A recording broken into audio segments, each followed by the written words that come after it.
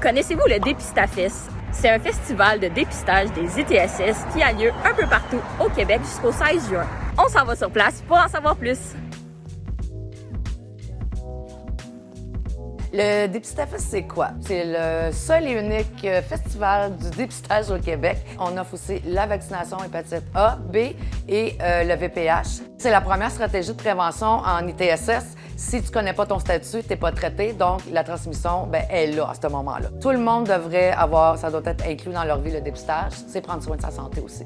Le tabou il est présent, les gens sont gênés de venir aller dans des endroits se faire dépister, surtout si on a pris un contact à risque. Des fois, ils ont peur, il y a la peur qui vient en arrière, ou tout simplement qu'il y en a qui pensent qu'ils n'ont pas besoin de dépistage, qui n'ont rien parce qu'ils n'ont pas de symptômes.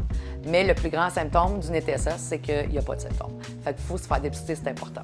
L'augmentation des ITSS, c'est pas juste en Estrie, c'est partout au Québec. C'est pas normal qu'en 2024, on ait juste des augmentations, que ça soit chlamydia, gonorrhée, VIH, syphilis, c'est comme ça l'arrête pas. C'est dur de se faire dépister. Si tu as des symptômes, tu n'as pas un médecin de famille, trouve-toi une place pour te faire dépister, ça devient difficile. Puis les endroits, il n'y en a pas une tonne. Tu as la clinique des jeunes 25 ans et moins, tu peux avoir prélibre, mais si tu as des symptômes, tu peux pas y aller.